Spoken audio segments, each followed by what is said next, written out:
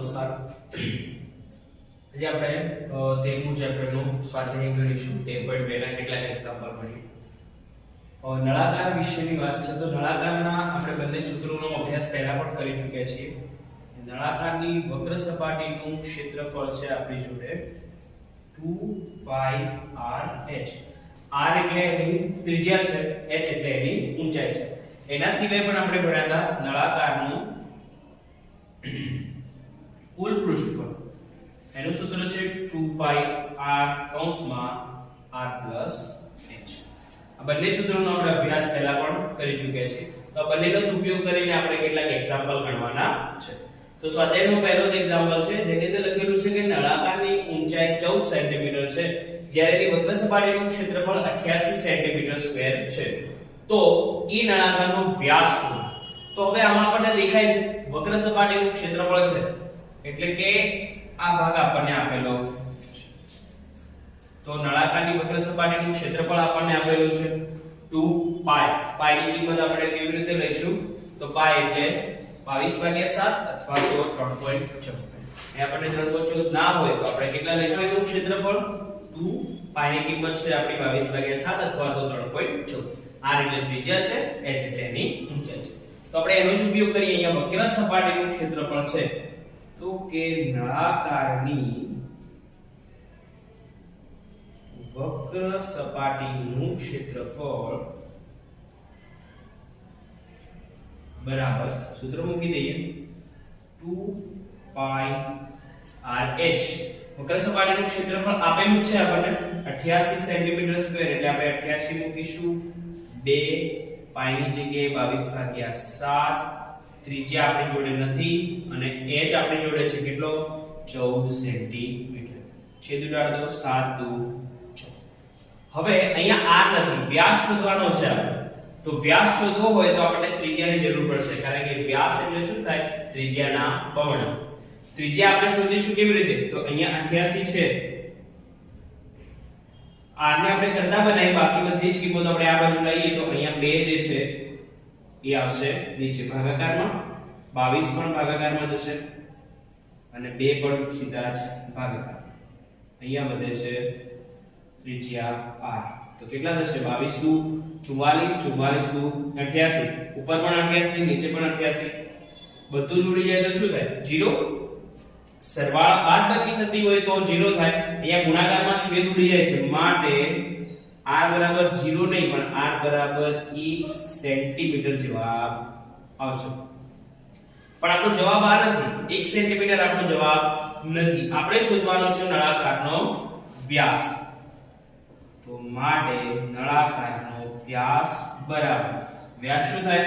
2 ગુણ્યા ત્રિજ્યા. તો 2 ગુણ્યા ત્રિજ્યા કેટલી? 1 2 કા 2. તો 2 સેન્ટીમીટર આપણને નળાકારનો વ્યાસ મળે છે. નળાકારની વક્ર સપાટીનું ક્ષેત્રફળનું સૂત્ર મૂકતાની સાથે જ આપણને તરત જ જવાબ મળશે. ધ્યાન રાખવાનું છે કે અહીંયા વ્યાસ કીધો છે તો આપણે પહેલા ત્રિજ્યા શોધીશું અને ત્રિજ્યાના જ્યારે બમણા કરીશું ત્યારે આપણને એક વ્યાસ મળી જશે. ચલો એક્ઝામ્પલ 1 પછી હવે આપણે આગળના એક્ઝામ્પલ જોઈએ. ચલો હવે આપણે એક્ઝામ્પલ 2 તરફ જઈએ.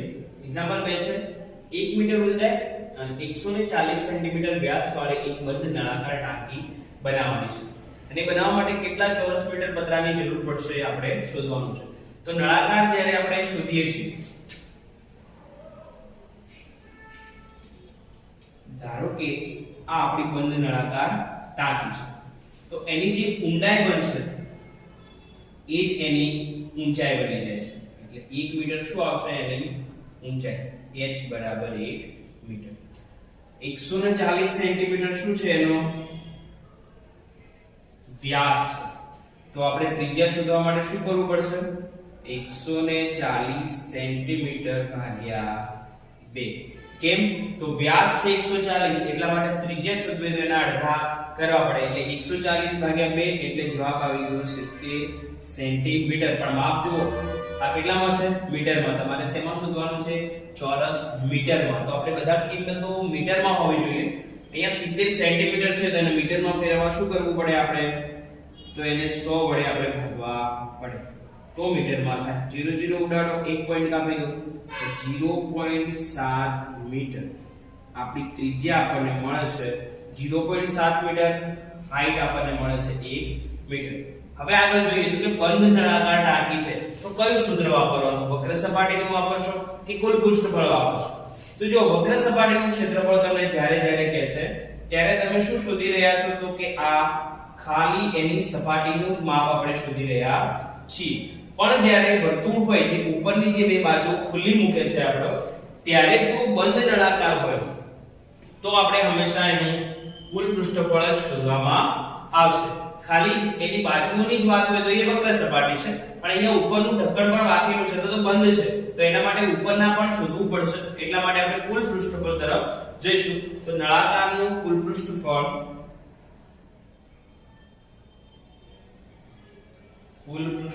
બરાબર સૂત્ર આપણને લખી દીધું 2 r કૌંસમાં r પ્લસ h ચલો આગળ કિંમત મૂકી 2 y 22 ભાગ્યા 7 રહેશે ત્રિજ્યા આપણી કેટલી છે તો કે 0.7 અથવા તો હું શું લખી શકું 7 ભાગ્યા 10 પણ એને લખી શકું છું તો 7 ભાગ્યા 10 અંદર હું 0.7 મૂકીશ અને બધા h ની જગ્યાએ છે 1 કિંમતો જુઓ 7 ઉડી જશે 22 * 44 ભાગ્યા 10 ગુણ્યા 0.7 અને 1 એટલે કેટલા વધ્યા 1.7 1.7 ની જગ્યાએ આપણે એને 17 ભાગ્યા 10 જો લખીએ છીએ તો સીધું જ થશે 44 ગુણ્યા 17 નો ગુણાકાર કરી દો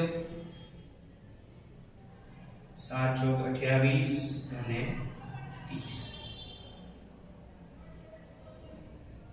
748 નીચે કેટલા છે 10 ગુણ્યા 10 એટલે 100 હોય તો એના 2 પોઈન્ટ કાપીશું આપણે એટલે આપણે આ 1 અને 2 એટલે પાછળથી કપતા જઈએ તો આપણને કેટલો જવાબ મળે છે 7.48 7.48 શું એનો એકમ શું બનશે તો બધા જ મૂલ્યો મીટરમાં છે માટે અહીંયા તમે મીટર સ્ક્વેર લખી શકો અથવા તો ચોરસ મીટર પણ તમે લખી શકો છો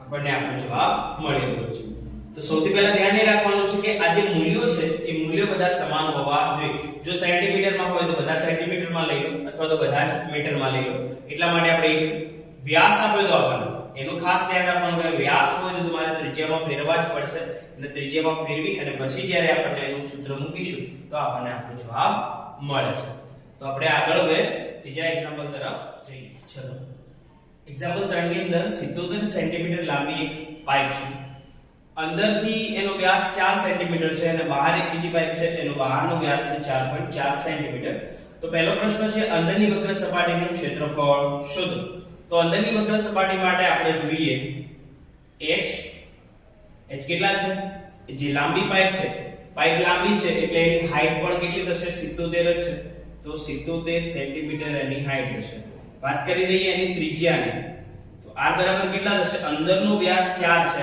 તો વ્યાસ જો 4 હોય તો એને 2 વડે ભાગી દઈએ આપણે એટલે આપણી ત્રિજ્યા આપણને 2 સેન્ટીમીટર મળશે અને આપણે r1 કહીએ કારણ કે આનો પણ ત્રિજ્યા શોધવી પડશે તો અંદરની વક્ર સપાટીનું ક્ષેત્રફળ એટલે પાઇપ છે નળાકાર છે તો સીધું જ નળાકારની વક્ર સપાટીનું ક્ષેત્રફળ બરાબર 2πrh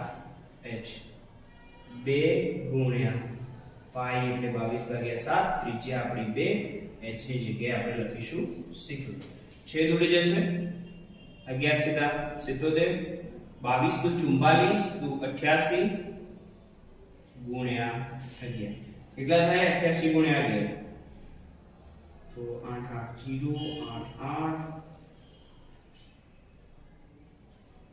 8 જવાબ આવશે 968 શેમાં છે મૂલ્યો બધા સેન્ટીમીટરમાં એટલે કે સેન્ટીમીટર સ્ક્વેર આપણો જવાબ છે એ જ રીતે અંદર બીજો પણ પ્રશ્ન છે તો કે બહારની વક્ર સપાટીનું ક્ષેત્રફળ શોધો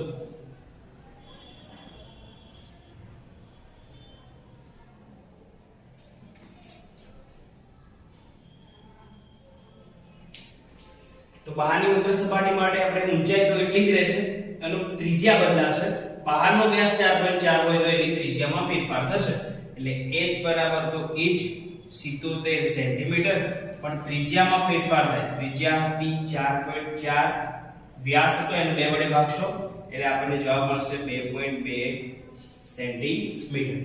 2.2 સેન્ટીમીટર મળ્યા બાદ હવે ફરી પાછું આપણે h નળાકારની વક્ર સપાટીનું ક્ષેત્રફળ સૂત્ર 2 પાઈ r h 2 ગુણ્યા 22 ભાગ્યા 7. ત્રિજ્યા આપણી 2.2 છે, આપણે એને 22 ભાગ્યા 10 લખી દઈએ.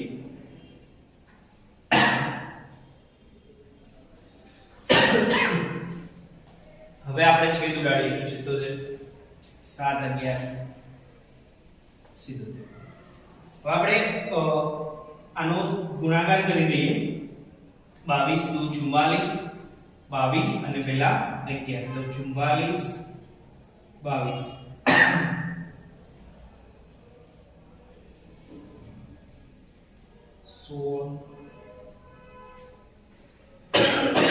968.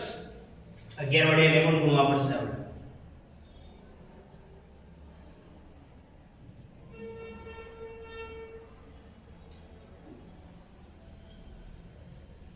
દસ 64 8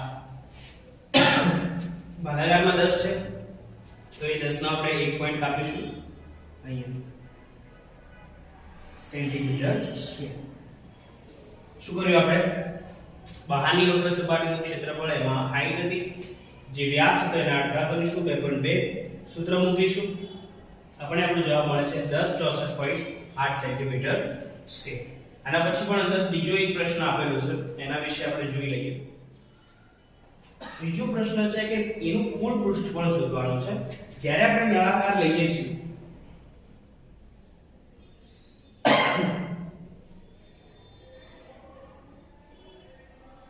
એની અંદર એક બીજો પણ નળાકાર છે, આ અંદરનું અને આ બહાર. તો બાકીનો જે ભાગ વધે છે એનો આકાર કેવો બને છે? એનો આકાર આવી રીતે બનશે. ઉપરથી તમે જોશો તો તમને આવો એક આકાર જોવા મળશે. આ જે ભાગ છે આપણો, આનું પણ આપણે શોધવું પડશે, ઉપર પણ અને નીચે પણ, બંને તરફ હશે આ ભાગ. તો કુલ પૃષ્ઠફળની અંદર તમારે એ બંનેનું ક્ષેત્રફળ શોધ્યા બાદ જ આપણે અંદરનું વત્તા બહારનું વત્તા એ બે જે આકૃતિઓ બનશે ઉપર અને નીચે, એને કંકણાકાર કહેવાય. તો ઉપરનું કંકણાકાર અને નીચેનું કંકણાકાર અહીંયા અને અહીંયા, આ બંનેનું ઉમેરો કરવો પડશે. તો આપણે પહેલા કંકણાકારના એને શોધી દઈએ. તો કે માટે બે કંકણાકાર ના ક્ષેત્રફળ બરાબર 2 ગુણ્યા, હવે ઉપરનો જે ભાગ છે એ કેવો દેખાય છે આપણને? વર્તુળ જેવું. તો વર્તુળનું ક્ષેત્રફળ શું છે? પાઈ r સ્ક્વેર. પણ અહીંયા r કેવો બનશે? તો એક તો ત્રિજ્યા નાની છે, એક ત્રિજ્યા મોટી છે. મોટી ત્રિજ્યામાંથી નાની ત્રિજ્યા બાદ કરો એટલે આપણે વચ્ચેની ત્રિજ્યા મળે. આ વચ્ચેનો ભાગ આપણને મળી જાય. માટે પાઈ r સ્ક્વેર ની જગ્યાએ આપણે લખીશું r2 સ્ક્વેર માઈનસ r1 નો સ્ક્વેર. હવે લખો 2 ગુણ્યા પાઈ 22/7 r2 સ્ક્વેર. અહીંયા આપણે કેટલા લાયા હતા? તો કે 4.4 ની જગ્યાએ 2.2, તો 2.2 નો વર્ગ માઈનસ પેલી જગ્યાએ છે 2 નો. હવે આગળ ગણતરી કરીએ તો 2 22/7, 22 નો વર્ગ કરવો પડશે આપણે. ચલો ફટાફટ 22 દુ 44, 22 દુ 44. 2.2 છે એના 2 પોઈન્ટ કપાશે, કારણ કે નીચે જો ભાગાકારમાં 10 લખીને એનો વર્ગ કરીએ તો 100 થઈ જાય. એટલે આપણે 2 પોઈન્ટ કાપીશું 4.84 અને 2 નો વર્ગ થાય 4. સાદુરૂપ આપો 2 22/7 ગુણ્યા 4.84 માંથી 4 કાઢીશું એટલે 0.84, માટે આપણે એને સીધા લખીશું 84/10. 12 સીધા 84. હવે આપણે છેદ ઉડાડવાના નથી, તો 12 દુ 24 ગુણ્યા 22, 24 દુ 48, 528 નીચે એક 10 છે એટલે એક પોઈન્ટ મૂકીશું સેન્ટીમીટર સ્ક્વેર. તો આ આપણને મળ્યું છે ખાલી કંકણાકારનું ક્ષેત્રફળ. હવે આપણે આનો જવાબ લખીએ તો માટે કુલ પૃષ્ઠફળ બરાબર અંદરની સપાટીનું ક્ષેત્રફળ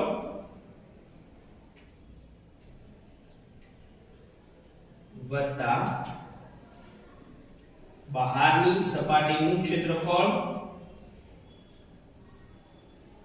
વત્તા આજે આપણે લાયા એ બે કંકણાકારનું ક્ષેત્રફળ. કેટલા જવાબ આવેલા 968 બહારનું 10 પ્લસ બે કંકણાકારનું આવી ગયું 52.8. આ બધાનો આપણે સરવાળો કરવાનો છે